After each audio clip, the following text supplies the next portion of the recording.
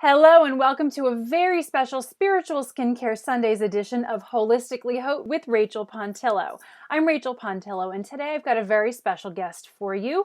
Anne Nordhaus-Bike is an astrologer and an artist, and we are going to talk about something you might not always associate with astrology. We're going to talk about how astrology, how your astrological sign actually affects your skin, and how if you have a skin condition, you can actually use astrology to help it possibly get better. So I bring you Anne Nordhaus-Bike.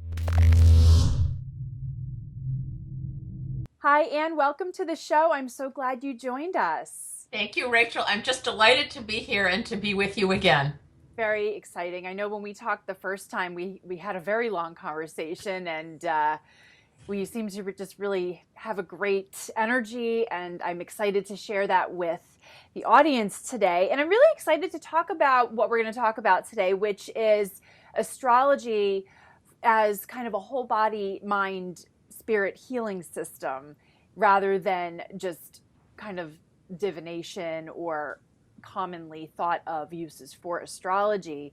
You have a completely different approach to it, something that is a lot more practical, I think, than other methods for some people. So I want to, I guess I want to start. I know many people are familiar with astrology for the purposes, like I said, of divination or planning for love and career and money and all of that. And they're not as familiar with its uses for mind, body, spirit, health, and wellness. Can you explain a little bit about how that works? Yes, thank you. So many people are familiar with astrology because of columns in magazines and newspapers, and I'm guessing that's part of what you're referencing. Yes. And that's what you might think of as the divination or prediction sort of model. It's very typically based on where the moon is moving, and the moon moves really quickly. It changes signs every 2.5 days, so there's always a lot going on with that. But astrology is this remarkable thing that actually organizes all of creation, which I know sounds huge. But it is. So it's super practical because it organizes the entire creation and universe into 12 departments, which is the 12 signs. But it organizes it on all planes of our being. So we get the earth plane, the practical side, our bodies. We get the emotional plane, water, the element water, as well as our consciousness. We get the air plane, which is our mind, our thoughts, our speech, as well as, what's going on with the air outside. And then we get fire, which is literally fire, candles, fireplaces, etc. But it's also a spiritual fire.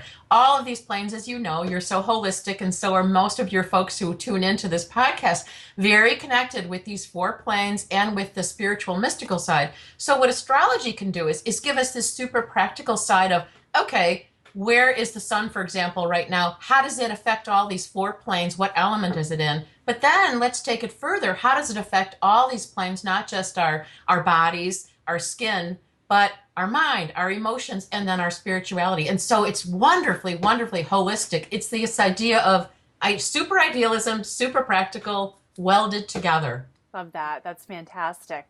Yeah. So when you and I were talking, something that really came to mind for me when you were talking about the different elements and the different seasons, which we're going to get to today, was it really rang similar for me with kind of the idea of bioindividuality, the different constitutions and elements within traditional Chinese medicine, or the doshas within Ayurveda. Yes. And I wanted to ask, first of all, how do you know what season your sign is? Because you mentioned that the seasons kind of give you a little bit more information and make it a little bit more practical. Yes. So how to know what season you're in? So basically, the spiritual year, as you and many of our listeners know, starts with Aries. So it just started. The sun is in Aries right now. And basically that is in the northern hemisphere, the start of spring. In the southern hemisphere, and I know we've got wonderful listeners tuning in from New Zealand, Australia, South America, many places. Thank you for tuning in. For those of you in the southern hemisphere, I will tell you that so-called Western astrology or tropical astrology, which is the type of astrology that's very common in the Western world, the English-speaking world, was essentially developed in the northern hemisphere. So Greece, Babylonia, ancient Egypt, Rome, Europe in the Middle Ages. So what I would say to folks in the Southern Hemisphere is sometimes you need to read between the lines a little bit when you're reading about astrology, because very often if we're talking about seasons, your season's the opposite. So sometimes you need to flip it a little bit. But I will say that most of what I write is season agnostic. So you can confidently go to my website, and what I'll be talking about is less the seasons, although there's some of that, but more the underlying energies, so that you can work with this energy just as much as anybody in the Northern Hemisphere. But very often, if you read other astrology sites, you might find things saying, oh, it's Aries time, it's springtime. And you're like, no, it isn't, it's autumn. So for those of you in the Southern Hemisphere, just know that we are both balancing each other, because you're having autumn right now, we're having spring, and that'll flip in 6 months. And that's what we're talking about actually today in terms of what we're doing with skin. Is it's really all about balance. And I know that you've talked about that, Rachel, many times, but we're going back to seasons. So how do you know what your sign and your season is? Well, if you look at any newspaper column, if you look at my website, you see the list. It starts with Aries. Your season with Aries, Taurus, Gemini, those are the seasons of spring here in the Northern Hemisphere. In the Southern, those are the autumn signs. And then after Aries, Taurus, Gemini, we go to Cancer, Leo, and Virgo. Those are the signs of high summer here in the Northern Hemisphere.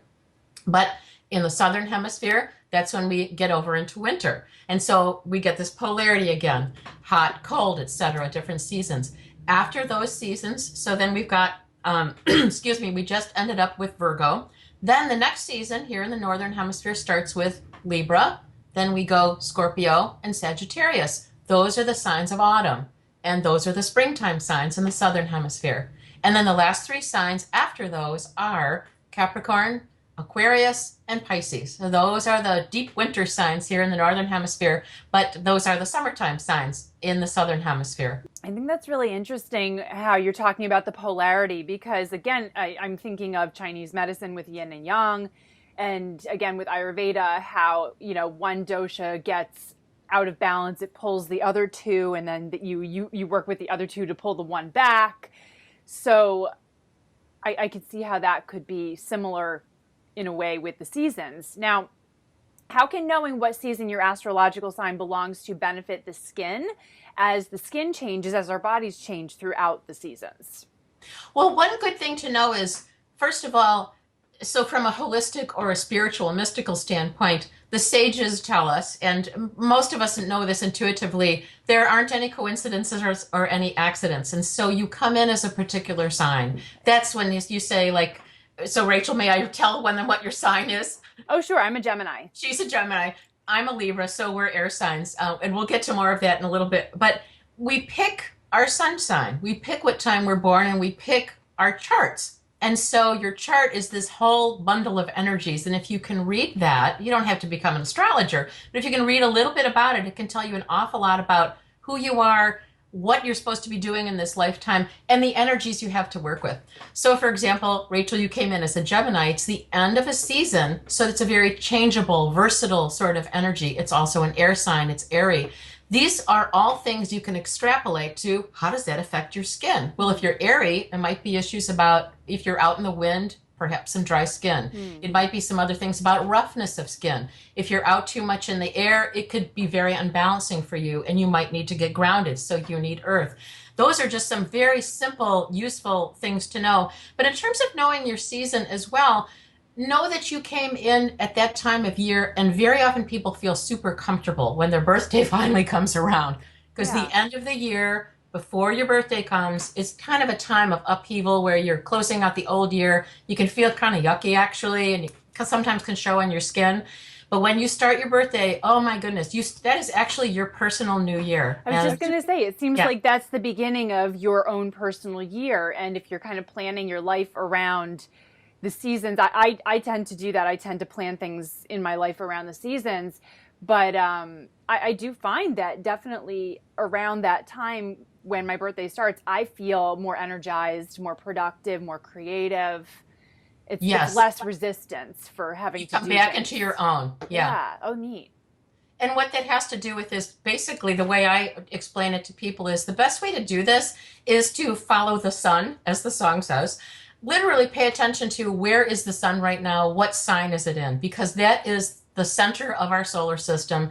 It's the major energy that's going to help you understand what's going on in terms of energies right now. Basically, the sun's in Aries right now, so all the babies being born are going to be Aries. If you know people who are Aries people, just make your little list of everyone you know. You can think of that as your shorthand of, oh, okay, I know some Aries people. They're fiery, they're impulsive, they get things done, but they may not finish them. As you learn a little bit about each sign, that can really help with you with what that's going to affect your skin. This fiery time, if you're a super fiery person, that actually might be rough on your skin. You might actually get some breakouts. Oh, yeah. Some infections, some boils, whatever it might be. Or you might actually get kind of pink and rosy, kind of too warm. But if you're an earth sign, that fire might be good because it might kindle some things. It might get you moving, not so stagnant. Maybe I was try just and going to say, if there's like stagnation in the lymphatic system, this kind of fiery element might kind of start to burn that up a little or get it moving. Yes, for the water signs, and particularly if they're a Yeah. little too sluggish, lymphatic drainage, maybe some puffiness, whatever it might be. Absolutely. So if you can pay attention to where the sun is, that's going to tell you a whole lot about, first of all, what season it is, what's the underlying energy that's coming through. And there's a lot of information, I will say, on my website about all of this. I know we're going through a lot of material, but I do have a lot of articles there that talk about the different signs and some things that people can do.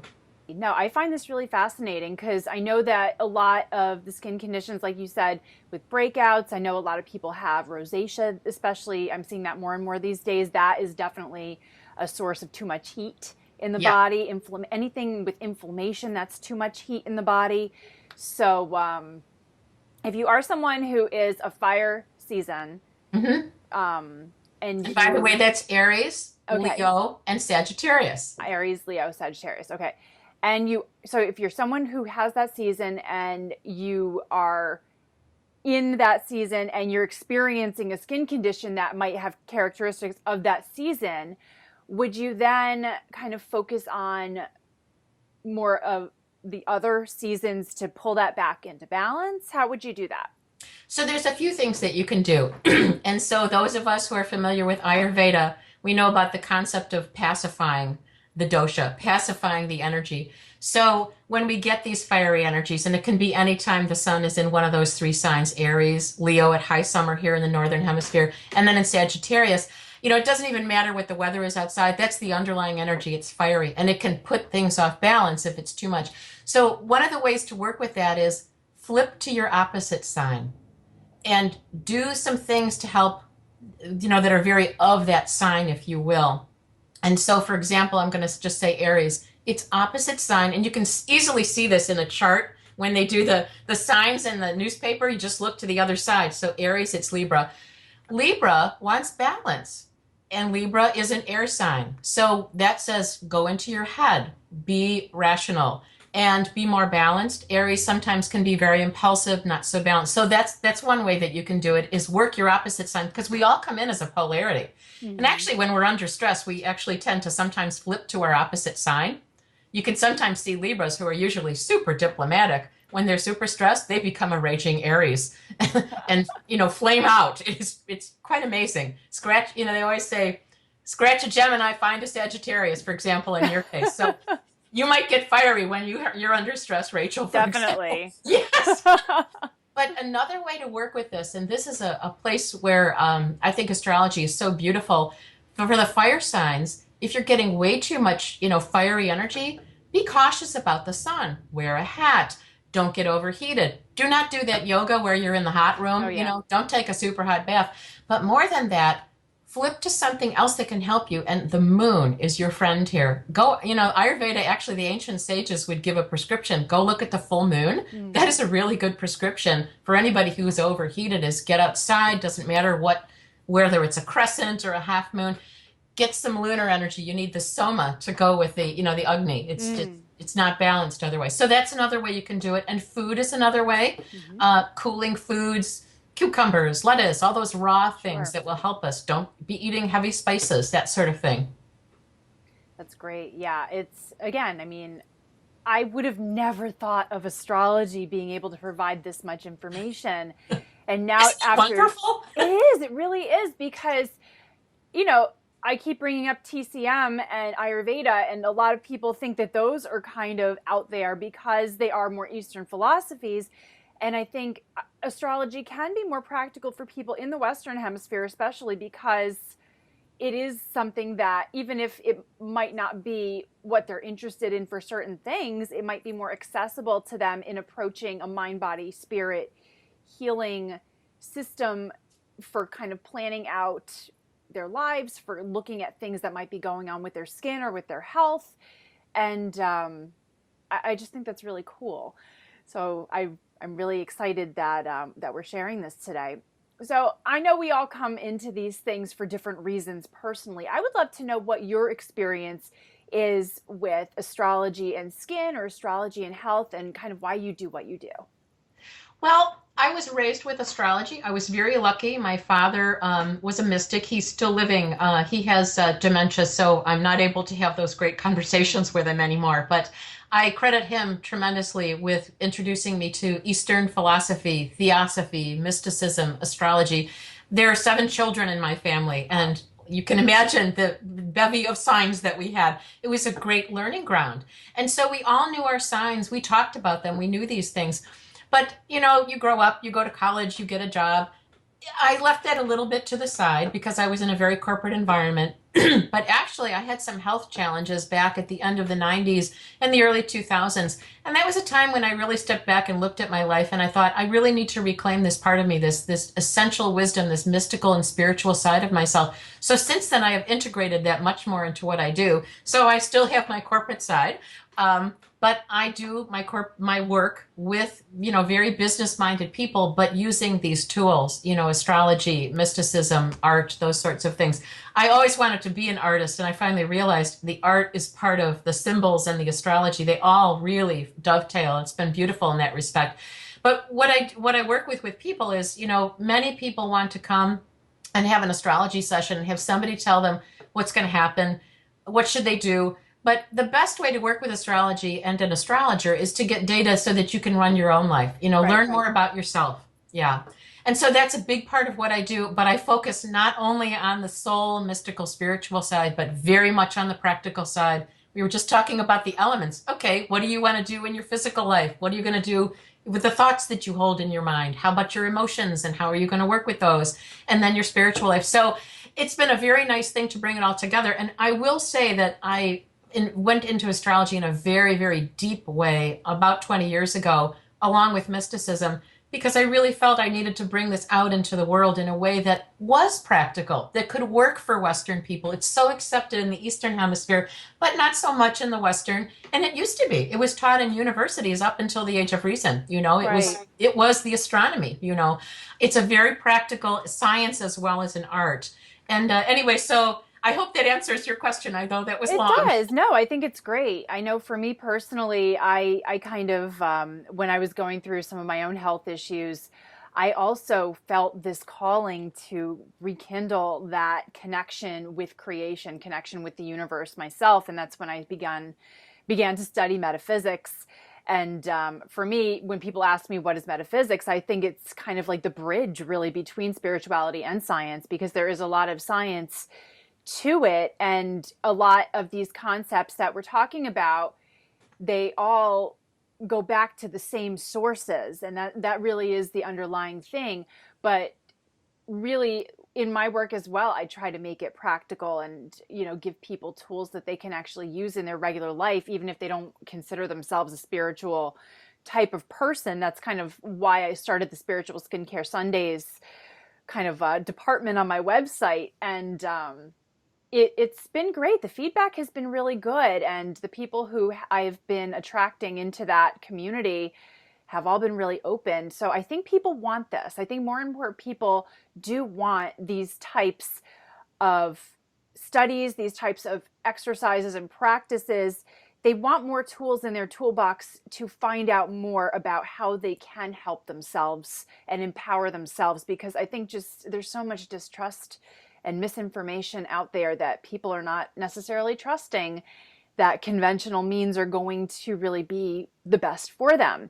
So I feel like anything that we can do to give people those practical tools to go deeper into themselves and see what their needs are and what they can do, where they can draw from. I'm all about sharing that. So I think it's great. And I know that sharing personal experiences is a way that helps people relate. Yes. So that's why I wanted to ask you about yours, and thank you for sharing that. You're welcome. I will also say, and you and I spoke a little while ago, I have had personal experiences with some major skin issues. And, astrology was really helpful for me in like self-diagnosing what started this, not just the skin side, but the deeper level. I will share that I had a bad case of eczema that started up here and the entire top half of my body. This is a couple years ago. And by 1 year ago or so, it was, really challenging. And I had to try a lot of different things to see what I could do. And I spent a lot of time in meditation and prayer about where is this coming from and what's the root cause of this. I am very happy to say that it's about 98% gone, and there's nothing visible, thank goodness. That's but it was the kind wonderful that news. keeps you up, It was a real time of reckoning for me, kind of brings you to your knees. Anyone out there who has had it knows what I'm talking about. Yeah, people who don't have skin issues don't realize how deeply it really does rock your world, whether it's acne or eczema. Psoriasis is one that really affects people Yes. on a very deep level. Rosacea, I know as well, melasma, all of these things that, you can go through life without ever having an issue. And then all of a sudden it flares up and you're like, whoa.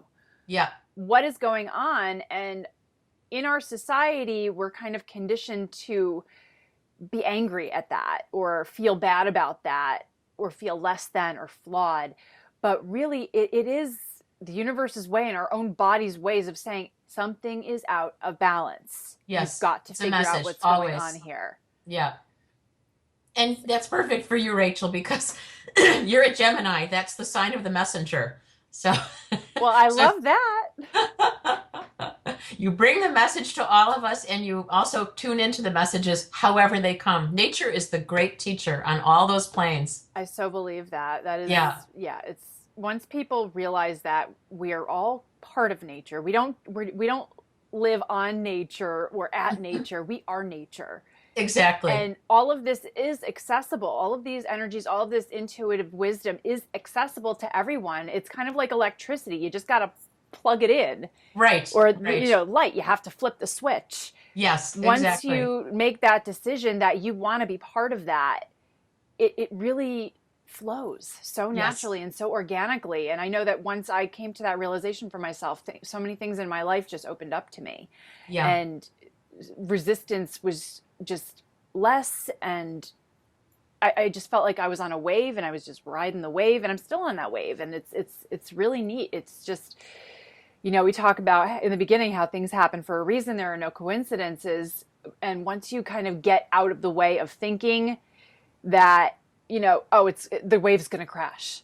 Once you stop that, it doesn't crash. You just keep going. And it just gets bigger and bigger and bigger. And that's really, it's magical. It really is. And I love bringing more awareness to the word magic as not something silly or childish, because I find that people who allow magic into their lives just seem to be happier and healthier and more balanced. So embrace it. Embrace the magic. Embrace the woo. It's so much more fun. It is. Life is so much more fun when you allow that in. It truly, truly is. So, yeah, I know we've been talking a lot about practicality. So if someone has a skin issue, what is the first thing you would suggest for them to get started in using an astrological approach to kind of figure out, okay, what might be the cause of this and what can I do? So step one, I think, if people have a meditation practice or some kind of spiritual practice, if they're not already doing it, get a journal or get a notebook. And so if they don't already do this, it's a very good idea for everybody listening to start it. In fact, with the sun in Aries right now, this is the sign of new beginnings. So if you haven't done it yet, start it now. You are your own laboratory. You're your own science experiment, your own data. So the reason for having a journal is every time you write something, you need to date it, and you want to really keep really close tabs on that. So what I would say is when someone has a skin issue, when did it start? If you go to any kind of an allopathic person, they're going to ask you that question. The same way they ask, when was your last period? When was your last this, whatever. It's going to be really important to tune into dates. And then once you know the key dates, like did you have a start here and then did you have a key outbreak there? Pay attention to what time of the year what that was. Where was the sun? That can give you some really important clues. Another part is, what is your sun sign? And if you know that, for example, if it's a fiery kind of outbreak and you are a fire sign, then it's very good for you to look at what are you overdoing in terms of fire. Was it spicy foods? Is it alcohol? Because alcohol is kind of like gasoline on a skin condition. Could it be smoking? Could it be anything that might be getting you out of balance? So I would say that's really the best thing to do. The other is, if they want to go deeper into astrology, the best way to do that is to get your chart. And my goodness, we are so lucky to live in a technological age. Right. Because You can get it click of a mouse. Free. Yeah. Free and at the click of a mouse. Exactly. And in fact, that is probably the prime reason I created my website, was to give that to people. So if anybody's interested, there's a top navigation. It says astrology, drop down menu on my site, free birth chart. What's really cool about this is you can get your birth chart to come up and then you can click on all the symbols and it will give you a pop-up box to tell you more about it. And one of the things that's really important for skin issues in our bodies is, if you know your birth time, then you can find out what's called your rising sign or your ascendant. And if you look at a birth chart, it's a circle like a clock. It's the 9 o'clock position. That's your rising sign. It's a sign that was coming up on the eastern horizon when you were born. It's so beautiful.